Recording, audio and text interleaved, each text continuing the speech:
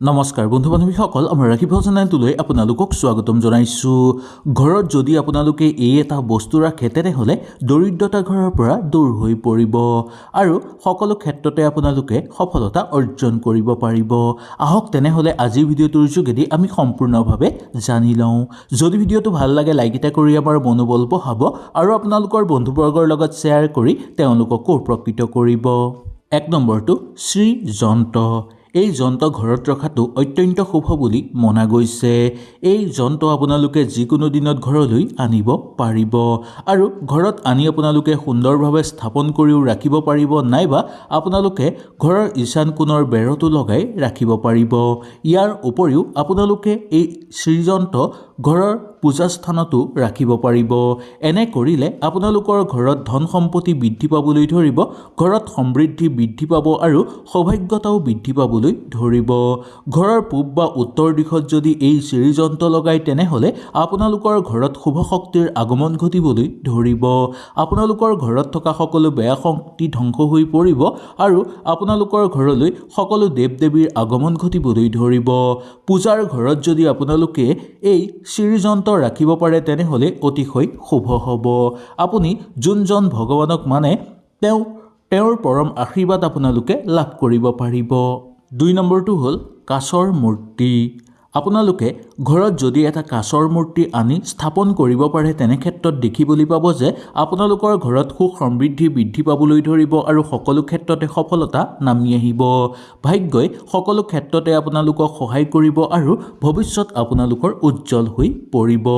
এই কাঁচৰ মূৰ্তি আপোনালোকে আনি যদি ঘৰত স্থাপন কৰে তেনে ক্ষেত্ৰত আপোনালোকে দেখিবলৈ পাব যে আপোনালোকৰ ঘৰত ধন ৰক্ষা পৰিব আৰু স্থিৰতা বৃদ্ধি পাবলৈ ধৰিব। এই কাঁচৰ মূৰ্তি যদি আপোনালোকৰ ঘৰৰ ঈশান কোণত আনিও স্থাপন কৰিব পাৰে তেনেহ'লে অতিশয় উত্তম। আপোনালোকে পূজা ঘৰতো ৰাখিব পাৰিব, নাইবা আপোনালোকৰ ঘৰৰ যিকোনো ধাৰ্মিক জেগাত আপোনালোকে এই কাঁচৰ মূৰ্তি আনি ৰাখিব পাৰিব। এনে কৰিলে আপোনালোকৰ ঘৰৰ পৰা বেয়া শক্তি দূৰ হৈ পৰিব। ঘৰত যদি কিবা বাস্তু দোষ আছে বা কিবা ছায়া দোষ আছে বা বেদ দোষ আছে, এই সকলোবোৰ আপোনালোকৰ ঘৰৰ পৰা নোহোৱা হৈ পৰিব।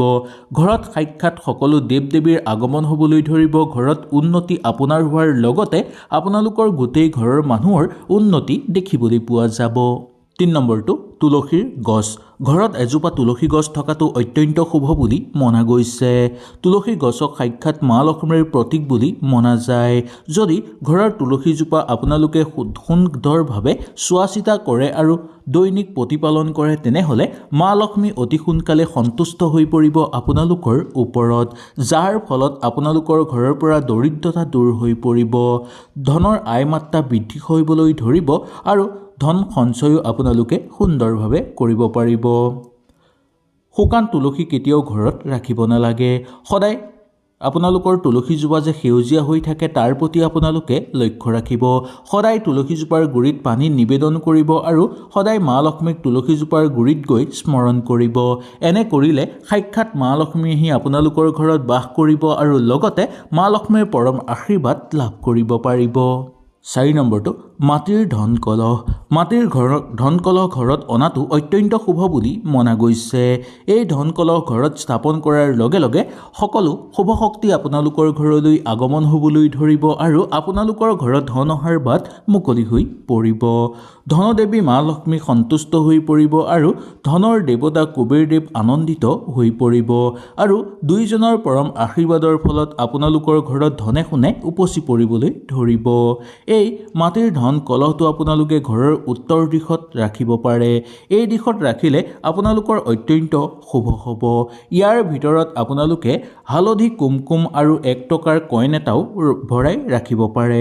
এনেকৈ যদি আপোনালোকে সুন্দৰভাৱে ঘৰৰ ঈশান কোণত ৰাখে তেনেহ'লে দেখিবলৈ পাব যে 6 মাহ বা এবছৰৰ ভিতৰতে আপোনালোকৰ ভাগ্য বিশেষভাৱে সলনি হ'বলৈ ধৰিব আৰু আপোনালোকৰ সকলো ক্ষেত্ৰতে উন্নতি বৃদ্ধি পাবলৈ ধৰিব। 5 নম্বৰটো গাই গৰু। গাই গৰুৰ মূৰ্তি ঘৰত ৰখাটো অত্যন্ত শুভ বুলি মনা গৈছে। এই গাই গৰুত 33 কোটি দেৱ দেৱীয়ে বাস কৰে। গাই গৰুক কামধেনু বুলিও কোৱা হয়। এই গাই গৰু যদি ঘৰত আনি আপোনালোকে স্থাপন কৰিব পাৰে তেনেহ'লে আপোনালোকে সকলো ধৰণৰ সমস্যাৰ পৰা মুক্তি লাভ কৰিব পাৰিব।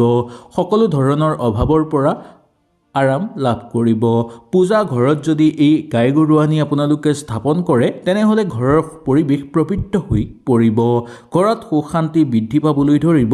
ধন দুইফালৰ পৰাই আপোনালোকৰ ঘৰলৈ আহিব। সকলো ফালৰ পৰা আপোনালোকৰ ঘৰত উন্নতি বৃদ্ধি পাবলৈ ধৰিব।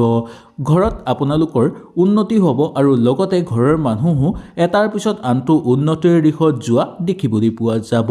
সেই গতিকে গাই গৰু এনেধৰণৰ মূৰ্তি আনি যদি ঘৰত স্থাপন কৰিব পাৰে তেনে ক্ষেত্ৰত আপোনালোকৰ অত্যন্ত অনুকূল প্ৰভাৱ দেখিবলৈ পাব। 6 নম্বৰটো দক্ষিণাৱৰ্ত শংখ। এই শংখ যদি ঘৰত আনি আপোনালোকে ৰাখিও থয়, স্থাপন নকৰাকৈ যিকোনো জেগাত ৰাখিলেও আপোনালোকৰ ঘৰত শুভ প্ৰভাৱ পৰিব।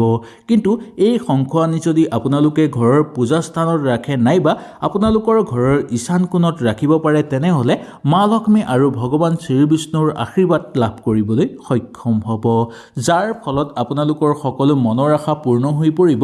সকলো ক্ষেত্ৰতে আপোনালোকে আগুৱাই যোৱাৰ সুযোগ সুবিধা লাভ কৰিবলৈ সক্ষম হ'ব। মা লক্ষ্মীৰ পৰম আশীৰ্বাদ আপোনালোকৰ ঘৰত থাকিব আৰু মা লক্ষ্মী স্থায়ী হিচাপে আপোনালোকৰ ঘৰত বাস কৰা দেখিবলৈ পোৱা যাব। এই শংখ অতিশয় দুৰ্লভ বুলি মনা গৈছে আৰু অত্যন্ত শুভ বুলি মনা যায়।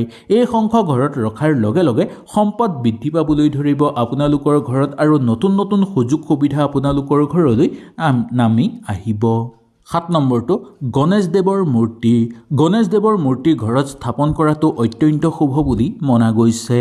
এই মূৰ্তি ঘৰত স্থাপন কৰাৰ লগে লগে ঘৰৰ পৰিৱেশ সলনি হৈ পৰিব। ঘৰত চলি থকা সমস্যাবোৰ দূৰ হৈ পৰিব আৰু ঘৰত সুখ শান্তি বৃদ্ধি পাবলৈ ধৰিব। মনৰ একাগ্ৰতা বৃদ্ধি পাবলৈ ধৰিব। আৰ্থিক ক্ষেত্ৰত লাভৱান হ'ব, কৰ্মক্ষেত্ৰত সফলতা লাভ হ'ব আৰু ধন সম্পত্তি বৃদ্ধি পাবলৈ ধৰিব। ঘৰৰ স্থিৰ সমৃদ্ধি বৃদ্ধি পাবলৈ ধৰাও দেখিবলৈ পোৱা যাব। এই মূৰ্তি ঘৰত যদি আপোনালোকে সুন্দৰভাৱে আনি নিয়ম নীতি পালন কৰি স্থাপন কৰে তেনে ক্ষেত্ৰত আপোনালোকৰ ওপৰৰ পৰা সকলো দুখ দূৰ হৈ পৰিব। এই মূৰ্তিৰ আগত যদি এগছি সৰুকৈও আপোনালোকে চাকি জ্বলাব পাৰে আৰু সদায় যদি সন্ধ্যাৰ আৰু ৰাতিপুৱাৰ সময়ত ধূপ ধূনা জ্বলাই এগছি পবিত্ৰভাৱে আপোনালোকে চাকি জ্বলাই তেনে ক্ষেত্ৰত দেখিবলৈ পাব যে আপোনালোকৰ সকলো মনৰ আশা পূৰ্ণ হৈ পৰিব। সকলো ফালৰ পৰা আপোনালোকৰ ঘৰলৈ উন্নতি আহিব।